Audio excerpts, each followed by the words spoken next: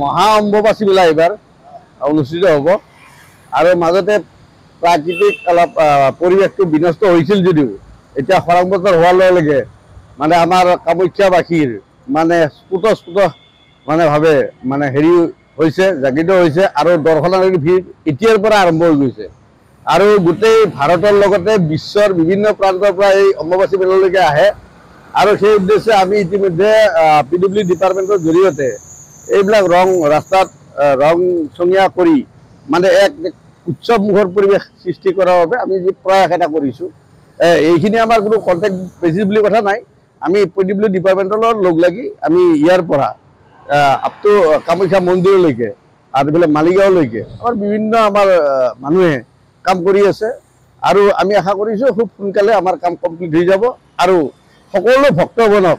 এই অম্বুবাচী মেলালৈকে 22 তাৰিখৰ পৰা আৰম্ভ হ'ব আৰু এই মেলা আমাৰ 25 তাৰিখে সন্ধিয়া 3টা বজাত শেষ হ'ব। গতিকে সকলো ভাৰতবাসীৰ লগতে বিশ্বৰ বিভিন্ন প্ৰান্তৰ ভক্তসকলক এই অনুষ্ঠানত আহিবৰ বাবে অংশগ্ৰহণ কৰিবলৈ অনুৰোধ জনালোঁ।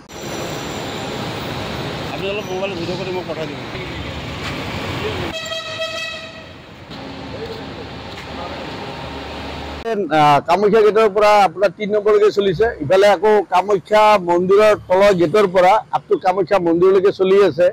তাৰপিছত আকৌ আমাৰ কালিপুৰ যিটো যোৱা ৰাস্তা আছে তাৰে এখন আশ্ৰম আছে, সেই আশ্ৰমলৈকে চলিব। আকৌ আমাৰ বনদুৰ্গা যিটো মন্দিৰ আছে,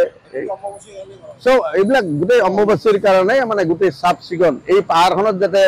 কোনো অনিষ্ট লোকে থাকিব নোৱাৰে বা হেৰি কৰিব নোৱাৰে আৰু মা কামাখ্যাৰ যিটো আশীৰ্বাদ প্ৰতি বছৰে মা কামাখ্যাই এই আশীৰ্বাদৰ জৰিয়তে অসংখ্য ভক্ত আহি আছে, গৈ আছে আৰু সেইটোৱে আমাৰ অসমবাসী গৌৰৱ। আৰু আমাৰ এটা সৌভাগ্য যে আমাৰ ইয়াৰ মুখ্যমন্ত্ৰী মহোদয়ৰ এই জালুকবাৰী সমষ্টিৰ হোৱা হেতুকে মানে এই অম্বুবাচী মেলাত ভক্তপ্ৰাণ ৰাইজৰ যথেষ্ট সমাগম বৃদ্ধি হৈ আহি আছে দিনে দিনে। আগতে যিমান অম্বুবাচীত ভক্ত আহিছিলে তেখেতে মুখ্যমন্ত্ৰী হোৱাৰ পৰা মানে যথেষ্ট মানে সংখ্যক ভক্তৰ মানে হেৰি